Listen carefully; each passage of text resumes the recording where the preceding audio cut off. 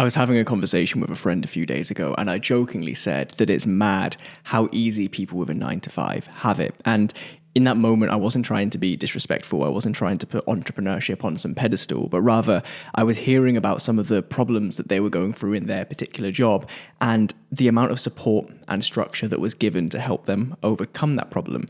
And yet they were still complaining that they weren't being paid enough. They were complaining that they don't get enough time off. They were complaining that their life just wasn't fair. And in that moment, I said to them that you can't moan about the life you don't have as a result of the work you haven't put in.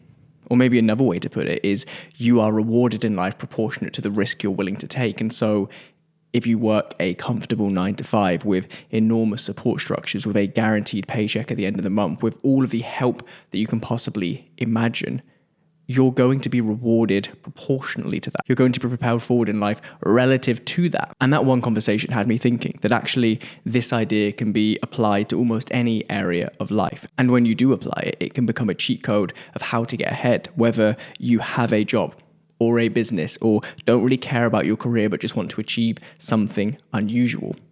Life will reward you directly relative to how much effort you put in. The upsides you can unlock in life are directly correlated to the inputs you put in and how risky those inputs are.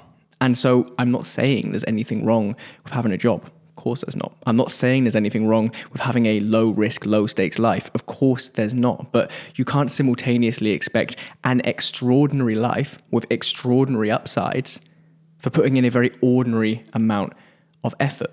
Or to put it how I put it to my friend that day, you can't complain about not having the life you haven't worked for. And this seems to be a theme that I'm coming back to more and more in content recently, and also more and more in conversations with people in real life recently, which is that you can have anything you want in life.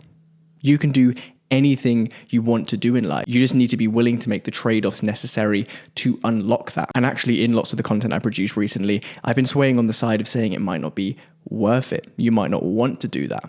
But actually, if you're watching this video, if you're the kind of person who would click on this video, you probably do want an extraordinary life and you probably do want to go and do unusual things. So take this video as a plea for you to go and put in the work. Because for as young as I look, in a few months' time, I turn 30. And I spent the best part of my 20s thinking that life was unfair, thinking it's so unfair that other people could have the amazing body that I don't have, thinking it's unfair that people were paid thousands of pounds to speak on stages that I couldn't speak on, that people were getting more views or more money or more recognition or more anything.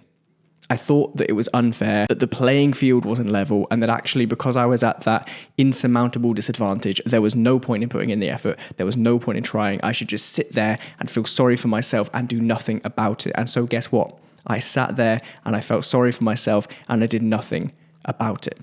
And it wasn't until I was 26 or 27, so really quite recently, that I realized, as obvious as this is to say out loud, I'm sure you know this, that there is a direct link between your actions and your outcomes. And although you know that intellectually, although you're probably nodding along as I say that because it's so obvious, so many of us are still living as if that's not the case. When you truly embrace this idea that the life you have is a lagging measure of the actions you take, and the actions you take will give you whatever life you want, whatever life you value, whatever life you're building towards, positive or negative, it can be really empowering. Because I challenge you to do this. Sit here for a couple of minutes once this video is over and write on a note in your phone or on a bit of paper 1 or 2 things that you want to achieve before the end of this year. They can be big, they can be small, they can be personal, they can be private, they can be anything you want.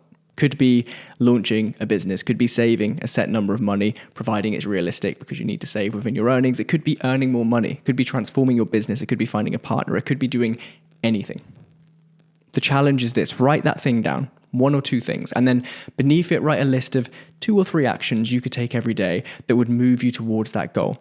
And then do those actions every single day between now and the end of the year. Do not take a day off. Do not stop. Do not give yourself a break. If you take those actions below those points every single day for 7 months, it would be very difficult for you to not make at least significant progress towards that goal.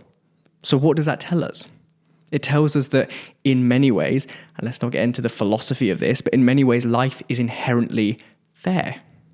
right? That view I had of the world a few years ago is evidently incorrect because my own actions have proven that.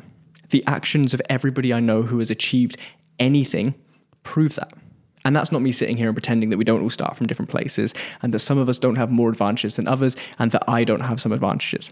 I'm sure I do, right? Despite the very low income working class background I came from, I'm a white male in the UK. That evidently, obviously, no matter what you say, comes with advantages and privileges. I'm not suggesting that I started as low as other people, but what I am suggesting is the baseline that I started from, because we all have our own baselines, began to shift and progress and evolve as my actions did.